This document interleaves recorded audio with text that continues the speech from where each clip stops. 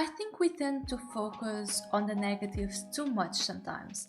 When we think about art motivation, we focus on the problems of it. People often have thoughts like, oh, I don't feel confident in my art, others draw better than me, I'm not a good enough artist, am I too late and too old to be a good artist? And I'm sure you can think of many others like this. So today I want to talk about 5 reasons why art is actually really good for you. So here goes. First one, contrary to popular belief, it's stress relief. And yes, I know that we tend to stress over the final results of our art, and when things don't go according to plan, we start to stress over it. Too much even. So that's why I wanted this one on the list. Put aside your expectations. When you sit down and start drawing, you usually relax. You stop thinking about your problems, the tasks you have to complete, your schedules, everything. In that moment, nothing else matters. How many times have you sit down, ready to draw, and without realizing, time has flown by? You were focusing on the task at hand and even enjoying it. This is the goal of art, for you to enjoy it, for you to feel better after the drawing session. So, as I always say, don't think about how good your drawings are at the end, focus on the process and its enjoyment. Even if you're not 100% happy with the end result, you'll still feel good about your work because you enjoyed working on it. Remember that you're doing art because it's something you like to do. So find out what works for you so this can be a fun and relaxing hobby. And I know if you work in art, work is work. It won't always be fun and at times it will be really stressful. But there's always that bit of time where we're drawing for ourselves, so use those moments to relax. 2. Art and drawing will boost up your creativity. Whenever we're creating something, we're running those creative juices at the max. And this creativity isn't useful only for drawing. Being creative will help you in your daily life and with your other hobbies as well.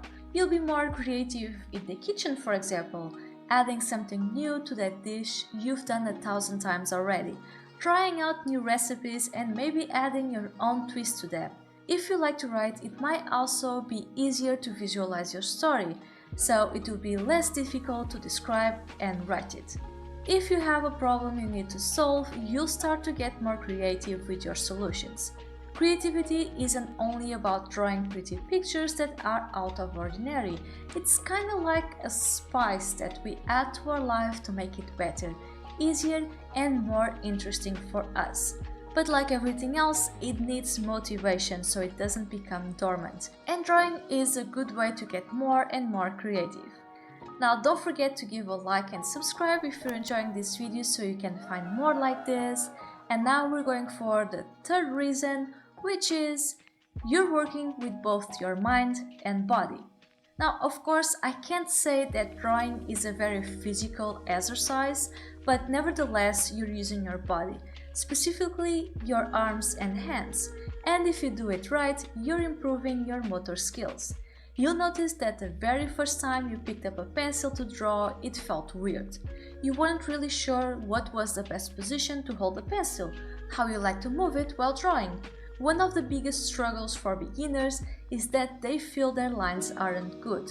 They feel shaky and they lack confidence. This is normal. You don't have enough practice yet. Your body is still not used to those movements. Being confident in your drawings is both a mental and physical job.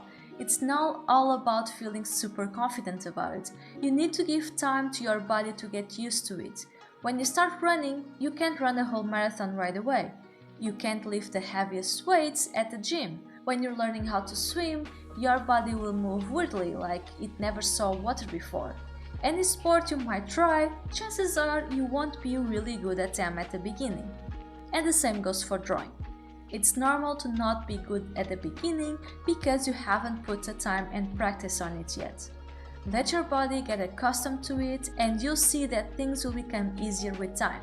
And again, moving is always good for you, so it's always a good exercise even if it's mostly your hands and arms. Also, some people can't really do sports for this or that reason, and drawing is a good way to get some movement in our lives. Even if it's not a lot, it can be enough. Now, number 4, it improves our problem-solving abilities.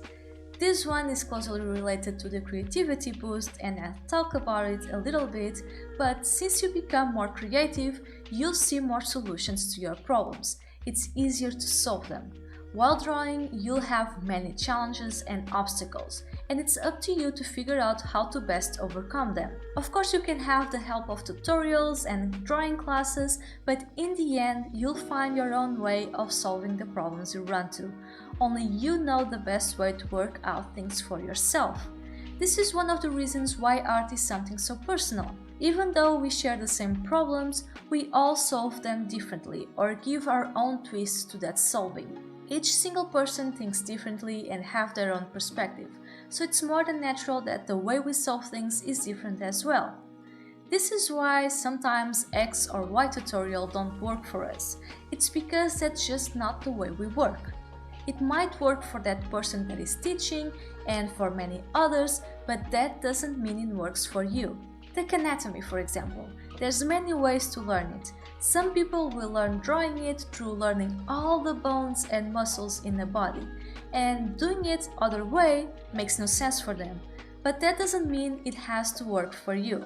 It's obviously really useful to know of these things and even to draw them, but it's not strictly necessary. You can learn to draw a body without knowing them. In my classes, for example, I always take a very simple approach, so that drawing doesn't seem as daunting. And the way I discovered to accomplish this is that you can turn everything into shapes. Anything you want to draw, you can break it down into shapes and work from there. Even a body. I will leave some links on my classes in the description for you, so be sure to take a look, but in the end, there's no right or wrong way to learn something. There's many ways, so find your own solution.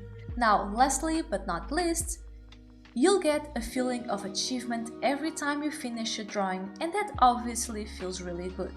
We as human beings have been creating all our lives, but somehow along the road that seemed to become less and less important.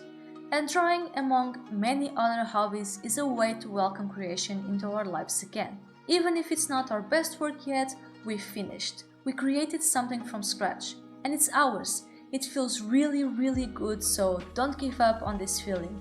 Whenever you feel like you hit a wall with your art, when you're having bad art days, remember that feeling of achievement. It will motivate you to continue on, it will remind you to have fun with your art again. So, in what other ways do you think art is good for you? Share your reasons in the comments, like and subscribe, and as always, keep on drawing.